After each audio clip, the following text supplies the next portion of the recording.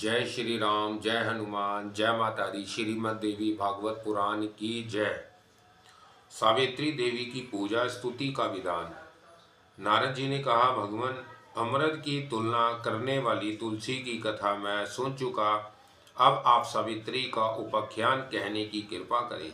देवी सावित्री वेदों की जननी है, ऐसा सुना गया है। यह देवी सर्वप्रथम किससे प्रकट हुई? सबसे पहले इनकी किसने पूजा की और बाद में किसने? भगवान नारायण कहते हैं, मुने, सर्वप्रथम ब्रह्मा जी ने वेद जननी सावित्री की पूजा की। तत्पश्चात यह देवताओं से सुपूजित हुई। तदंतर विद्वानों ने इनका पूजन किया। इसके बाद भारतवर्ष में राजा अश्वपति ने इनकी उपासना की। तदंतर चारों वर्णों के लोग इनकी आराधना में संलग्न हो गए। नारद जी ने पूछा, ब्राह्मण राजा अश्वपति कौन थे? किस कामना से उन्होंने सावित्री की पूजा की थी? भगवान नारायण बोले, मुने, महाराज अश्वपति मद्र देश के नरेश थे। शत्रुओं की शक्ति नष्ट करना और मित्रों के कष्ट का निवारण करना उनका स्वभाव था। उनकी रानी का नाम मालती था। धर्मों का पालन करने वाली वह महारागी राजा के साथ इस प्रकार शोभा पाती थी जैसे लक्ष्मी भगवान विष्णु के साथ। नारद, उन्हें कोई संतान नहीं थी, अतः रानी ने वशिष्ठ जी के आदेश से भक्ति पूर्वक भगवती सावित्री की आराधना की, परंतु उसे देवी की ओर से ना तो कोई संकेत मिला, ना देवी जी ने साक्षात दर्शन ही दिए। अतः कष्ट का अनुभव करते हुई दुख से घबराकर वह घर चली गई। राजा अश्वपति ने उसे दुखी देखकर नीति पूर्वक वचनों द्वारा समझाया और स्वयं भक्ति पूर्वक वह सावित्री की तपस्या के लिए पुष्कर क्षेत्र में चले गए। वहां रहकर इंद्रियों को वश में करके उन्होंने बड़ी तपस्या की। तब भगवती सावित्री के दर्शन तो नहीं हुए, किंतु कुछ उपदेश प्राप्त हुए। महाराज अश्वपति को आकाशवाणी सुनाई दी। आकाशवाणी ने कहा, राजन, तुम 10 लाख गायत्री का जप करो। इतने में ही वहां मुनिवर पराशर जी पधार गए। राजा ने मुनि को प्रणाम किया। मुनि राजा से कहने लगे, मुनि ने कहा, राजन, गायत्री का एक बार का जप दिन के पाप को नष्ट कर देता है। 10 बार का जप करने से दिन और रात के संपूर्ण पाप नष्ट हो जाते हैं। 100 बार जप करने से महीनों का उपार्जित पाप नहीं ठहर सकता। 1000 के जप से वर्षों के पाप नष्ट हो जाते हैं। गायत्री के 1 लाख जप से इस जन्म के तथा 10 लाख जप में अन्य जन्मों के भी पापों का नष्ट करने की अमोघ शक्ति है। 1 करोड़ जप करने पर संपूर्ण जन्मों के पाप नष्ट हो जाते हैं। 10 करोड़ गायत्री जप ब्राह्मणों को मुक्त कर देता है। ब्राह्मण को चाहिए कि पूर्वाभिमुख होकर बैठकर हाथ को सर्प के फन के समान कर ले। अंगुली के पूर्व से क्रमशः नीचे से ऊपर गिनते हुए जप करें। यही करमाला का क्रम है। राजन, मल्यागिरी चंदन के बीज की अथवा स्फटिक मणि की पवित्र माला होनी चाहिए। इन्हीं वस्तुओं की माला बनाकर तीर्थ में अथवा किसी देवता के समक्ष जप करें। पीपल अथवा कमल के पत्र पर संयम पूर्वक माला को रखकर गौरोचन से अनुलिप्त करें। फिर गायत्री जप करके विधान पुरुष माला को स्नान करावे। फिर उसे माला का विधि पूर्वक गायत्री के 100 मंत्रों का जप करना चाहिए, अथवा पंचगव्य एवं गंगा जल से स्नान कराकर शुद्ध की हुई माला से भी जप किया जा सकता है। राजेश्वर, तुम इस क्रम से 10 लाख गायत्री का जप करो। इससे तुम्हारे 3 जन्मों के पाप क्षीण हो जाएंगे। तत्पश्चात तुम भगवती सावित्री का साक्षात दर्शन कर सकोगे। राजन, तुम प्रतिदिन मध्य स्वयं एवं प्रातः काल की संध्या पवित्र होकर निरंतर करना, क्योंकि संध्या ना करने वाला उपपवित्र व्यक्ति संपूर्ण कर्मों के लिए सदा अनधिकारी हो जाता है। वह दिन में जो कुछ सत्कर्म करता है उसके फल से वंचित रहता है। जो प्रातः स्वयं काल की संध्या नहीं करता है वह ब्राह्मण संपूर्ण ब्रह्मोचित कर्मों से बहिष्कृत माना जाता है। जीवन पर्यंत त्रिकाल संध्या करने वाले ब्राह्मण में तेज अथवा तप के प्रभाव से सूर्य के समान तेजस्वी आ जाती है।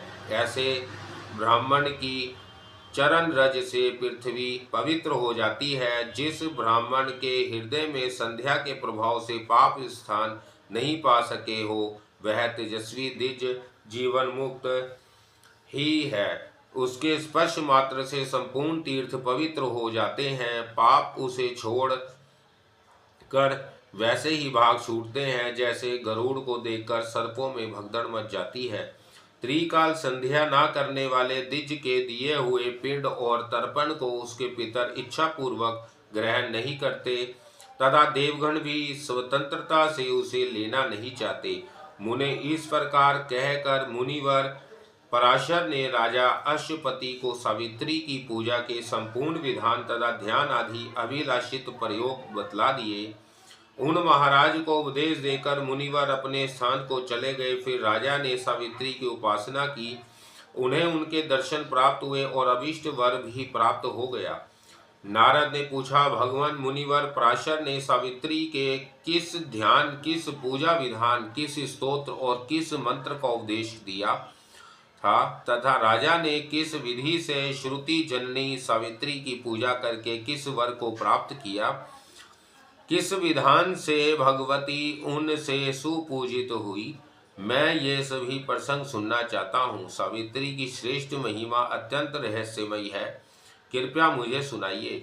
भगवान नारायण कहते हैं, नारद ज्येष्ठ कृष्ण त्रयोदशी के दिन संयम पूर्वक रहकर चतुर्दशी के दिन व्रत करके शुद्ध समय में भक्ति के साथ भगवती सावित्री की पूजा करनी चाहिए। यह 14 वर्ष का व्रत है। इसमें 14 फल और 14 निवेद्य अर्पण किए जाते हैं। पुण्य एवं धूप तथा यज्ञोपवीत आदि से विधि पूर्वक पूजन करके निवेद्य अर्पण करने का विधान है। एक मंगल कलश स्थापित करके उस पर पल्लव रख दे। द्विज को चाहिए कि गणेश, सूर्य, अग्नि, विष्णु, शिव और पार्वती की पूजा करके अवाहित कलश पर अपनी इष्ट देवी सावित्री का ध्यान करे। देवी सावित्री का ध्यान सुलभ मध्याग्नि शाखा में इसका प्रतिपादन हुआ है। स्तोत्र, पूजा विधान तथा समस्त कामप्रद मंत्र भी बतलाता हूँ। ध्यान यह है, भगवती सावित्री का वर्ण तपाए हुए स्वर्ण के समान है। यह सदा ब्रह्म तेज से दीप्तिमान रहती है। इनकी प्रभा ऐसी है मानो ग्रीष्म ऋतु के मध्यकालीन सहस्त्रों सूर्य हो। इनके मुख पर मुस्कान छाई रहती है। मंत्रमय रत्नमय भूषण इन्हें अलंकृत किए हुए हैं। 2 विशुद्ध चिन्मय वस्त्रों को इन्होंने धारण कर रखा है।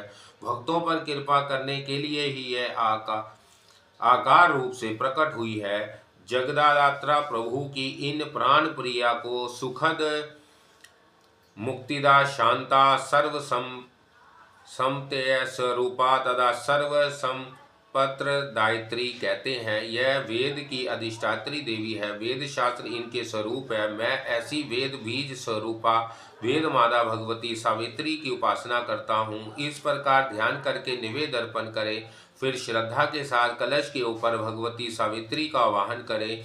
वेदोक्त मंत्रों का उच्चारण करते हुए 16 प्रकार के उपचारों से भगवती की पूजा करें। विधि पूर्वक पूजा और स्तुति संपन्न हो जाने पर देवेश्वरी सावित्री को प्रणाम करें।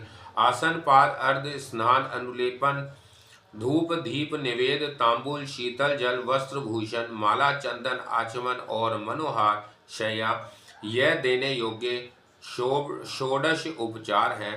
देवी, यह आसन उपन कष्टा अथवा सुवर्ण निर्मित है। देवताओं के वास करने योग्य यह पुण्यप्रद आसन आपके लिए अर्पण किया गया है। देवी, यह तीर्थ का पवित्र जल पाद के रूप में मैंने आपको समर्पण किया। प्रीति उत्पन्न करने वाला यह पाद पूजा का एक प्रधान अंग माना जाता है। देवी, दूब, फूल, तुलसी तथा शंख के जल से इस अर्घ को सजाया गया है। ऐसा पवित्र एवं पुण्यप्रद अर्घ मेरे द्वारा आपके लिए निवेदित है। देवी, चंदन मिलाकर इस जल को सुगंधित किया गया है तथा साथ ही सुगंध प्रकट करने वाला यह तेल भी है। स्नान करने योग्य इस जल को भक्ति पूर्वक मैंने आपके सामने उत्पन्न किया है, इसे स्वीकार करें। अंबिके, जो सुगंधित वस्तुओं से बना है, जिससे गंध फैल रही है, तथा चंदन के जल से जो गीला गीला किया गया है, ऐसा यह प्रीति बढ़ाने वाला पवित्र अनुलेपन मैंने भक्ति पूर्वक आपके सामने निवेदित किया है, स्वीकार करें। यह उत्तम धूप सर्व मंगलमय, संपूर्ण मंगलों को देने वाला तथा पुण्यप्रद है, आप इसे स्वीकार करें। देवी, सुगंध युक्त एवं सुखदायी तथा प्रकाश फैलाने वाले इस दीप को जगत के प्रदर्शनार्थ मैंने आपको अर्पण किया है। यह दीप अंधकार को दूर करने का प्रधान बीज है। देवी, तुष्टि, पुष्टि, प्रीति एवं पुण्य प्रदान करने वाले तथा भूख शांत करने के परम साधन इस स्वादिष्ट निवेद्य को आपके सामने मैंने अर्पण किया है, इसे ग्रहण करें। देवी, जो प्यास बुझाने का कारण जगत को रूप प्रदान करने वाला तथा जगत का जीवन है, ऐसा यह परम शीतल जल सेवा में उपस्थित है, इसे स्वीकार कीजिए। परमेश्वरी, रुई तथा रेशम से बने हुए इस वस्त्र को ग्रहण कीजिए। शरीर के लिए यह शोभा स्वरूप है, इसे धारण करने से सभा में परम प्रतिष्ठा प्राप्त होती है। देवी, सुवर्ण आदि रत्नों से निर्मित सदा प्रदीप्त रहकर शोभा बढ़ाने वाले तथा सुखदायी एवं सुखप्रद इस रत्नमय भूषण को आप स्वीकार करें। अनेक वृक्षों से उत्पन्न विधि रूप वाले फल स्वरूप तथा फल प्रदान करने में साधन इस फल को ग्रहण कीजिए। देवी, अनेक प्रकार के पुष्पों से बनी हुई यह पुष्पमाला संपूर्ण मंगलों की प्रतिमा है, इसके सभी अंग मंगलमय हैं। प्रभूत शोभा से यह संपन्न है। पुण्य प्रदान करने वाली इस माला से बड़ी प्रसन्नता होती है, अतः आप इसे ग्रहण करें।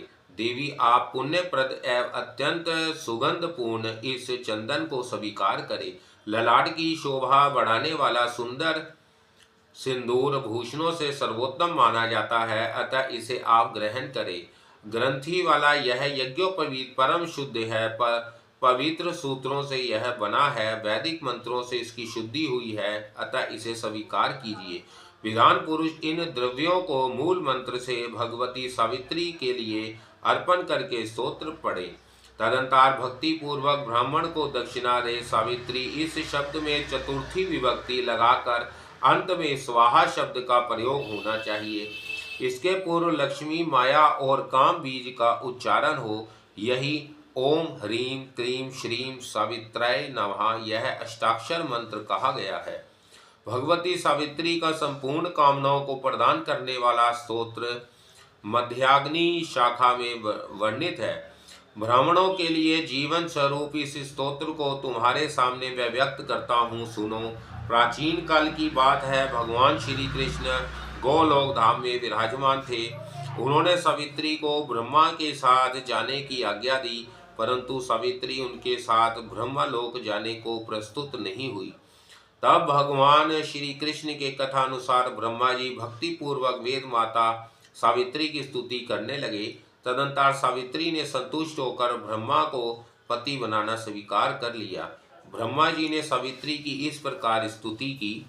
ब्रह्मा जी ने कहा, सुंदरी, तुम सच्चिदानंद स्वरूपा एवं मूल प्राकृतिमयी हो। तुम्हारा दिव्य विग्रह हिरण्यमय है। तुम मुझ पर प्रसन्न होने की कृपा करो। देवी, तुम परम तेज स्वरूपा हो। तुम्हारे प्रत्येक अंग में परम आनंद प्राप्त व्यापक है। दी जातियों के लिए जाति स्वरूपा सुंदरी, तुम मुझ पर प्रसन्न हो जाओ। सुंदरी, तुम नित्या प्रिया नित्यानंद स्वरूपा तथा संपूर्ण मंगलमयी देवी हो। मैं तुम्हारी प्रसन्नता चाहता हूँ, कृपा करो। शोभने, तुम ब्राह्मणों के लिए सर्वस्व हो। तुम सर्वोत्तम एवं मंत्रों की सार तत्व हो। तुम्हारी उपासना से सुख और मोक्ष सुलभ हो जाते हैं। मुझ पर प्रसन्न हो जाओ। सुंदरी, तुम ब्राह्मणों के पाप रूपी ईंधन को जलाने के लिए प्रज्वलित अग्नि हो। ब्रह्मा तेज प्रदान करना तुम्हारा सहज गुण है। तुम मुझ पर प्रसन्न हो जाओ। मनुष्य मन, वाणी तथा शरीर से जो भी पाप करता है वह सभी पाप तुम्हारे नाम का स्मरण करते ही भस्म हो जाएंगे। इस प्रकार स्तुति करके जगदाता ब्रह्मा जी वही सभा भवन में ही विराजमान हो गए। तब सावित्री उनके साथ ब्रह्मालोक में जाने के लिए प्रस्तुत हो गई। मुने इसी स्तोत्र राज से राजा अश्वपति ने भगवती सावित्री की स्तुति की थी। तब उन देवी ने प्रसन्न होकर उन्हें दर्शन दिए। राजा ने उनसे मनोभिलाषित वर प्राप्त किया।